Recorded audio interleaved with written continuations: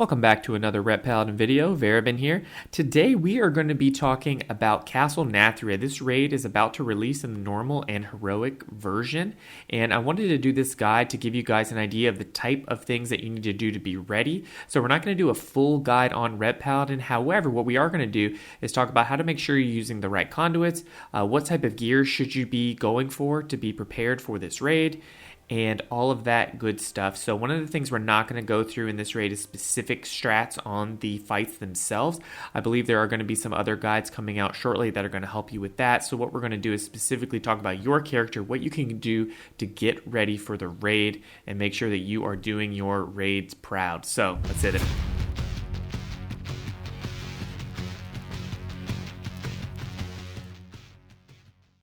Alright, before we get started with the video, as always, please be sure to hodge that like button and subscribe for more Ret Paladin content. I'm going to be doing videos weekly, at least a couple times a week in Shadowlands, so you don't want to miss a thing.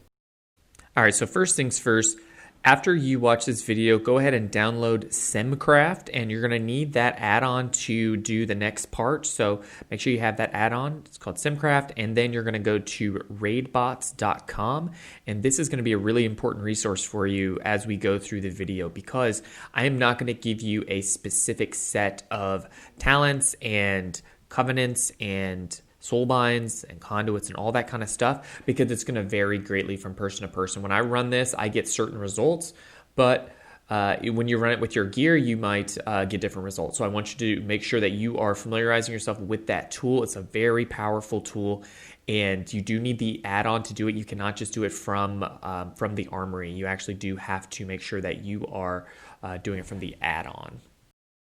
All right, so with that in mind, when you are getting prepared for the raid, I'm going to give you some benchmarks as far as things that you really need to have in place to make sure that you are raid ready. So the first one is item level 180. I'm going to say that this is the minimum that you should have even going into normal mode, because normal mode is going to drop you item level 200 gear, which is going to be significantly better than 180. And I want to make sure that you are able to do competitive DPS. And if your eye level is too low, you're just not going to get there.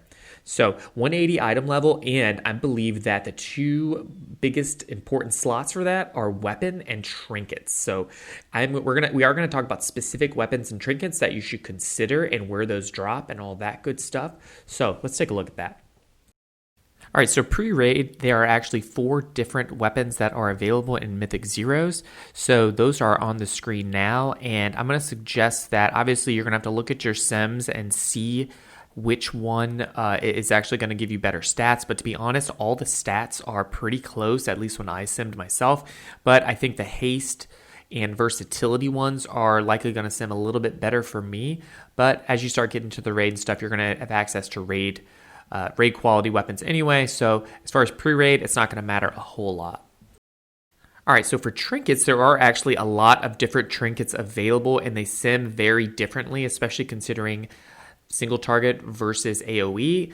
And my understanding is that in raiding, it's probably a good idea to focus on single target, because that is likely going to be where the DPS checks really are, and being able to swap and do a lot of single target damage is going to be really important. So with that in mind, I am going to put on the screen here some of the best trinkets. I'm just going to list like the top 5 trinkets, we'll say, and then where they come from, and that way you can kind of targeted work on those mythics this week and try to get those good trinkets ready to go.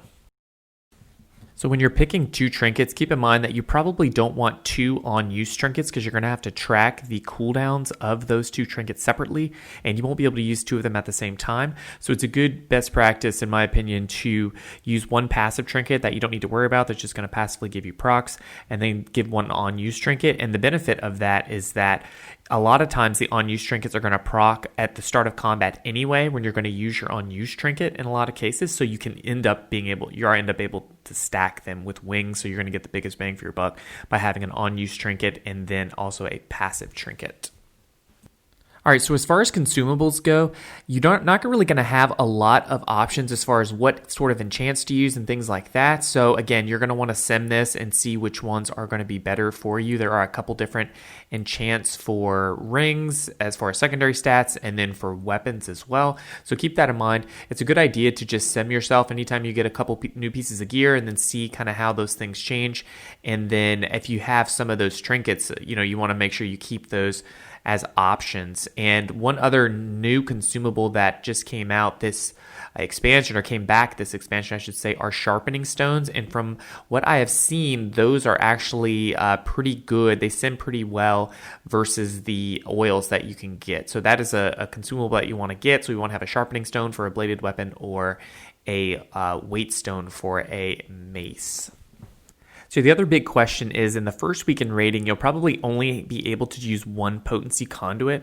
So you'll have to decide which of the potency conduits you want to use. Very likely it's going to be between Virtuous Command or the Templar's Verdict, Templar's Vindication. So it's going to be one of those two. When I simmed mine, Templar's Vindication actually simmed better than Virtuous Command, but it could change as we get higher ranks of those conduits. So once again, you're going to want to sim yourself and make sure that you are making the right decision, because depending on your level of mastery and haste and stuff like that, it could change the outcome. So it's hard for me to tell you exactly, which conduit to use, which one's going to be better. It's just going to kind of depend.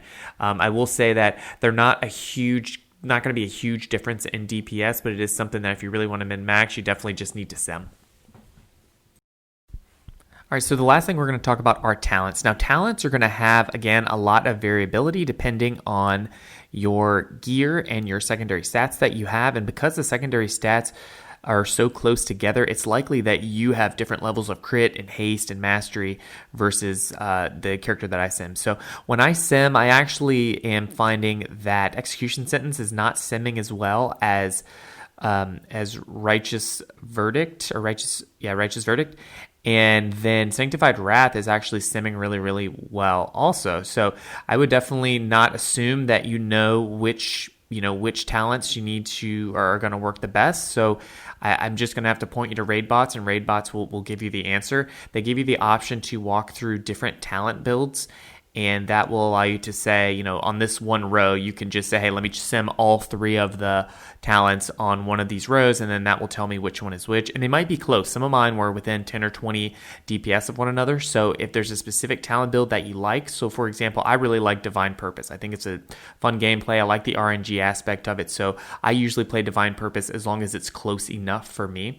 So you're going to have to ask yourself, what's more important? Is it having fun and being able to have a playstyle that you enjoy, or do you really just want to min-max? You really want to get that 20% or that 20 DPS, right? So it depending on your raid and all that stuff, it may not matter. But if you really want to min-max, you're just going to have to sim it, because it really is it's gonna make a big difference depending on your covenant and which soul bond you picked and all that stuff. All right, so to recap, make sure that you're at 180 item level before you set foot in the raid, and make sure that you are simming your character, and so that you are picking the right enchants for your rings, and that you're using the gear and stuff that's going to use the highest item level. Typically, because strength sims so well, item level ends up being really, really more important than the secondary stats for Ret Paladin. So unfortunately, that's a little bit boring, but the way that diminishing returns works on secondary stats, it's kind of not surprising that you're just going to kind of want to spread your stats out as much as you can. So take a look at that and make sure that you're running those Mythic Zeros to get the right trinkets and one of those 184 weapons, because that's going to give you the biggest bang for your buck, because weapon DPS is going to obviously improve our DPS quite a bit. So that is all for the video. Please be sure to hodge that like button and subscribe for more, and I will see you guys in the next one.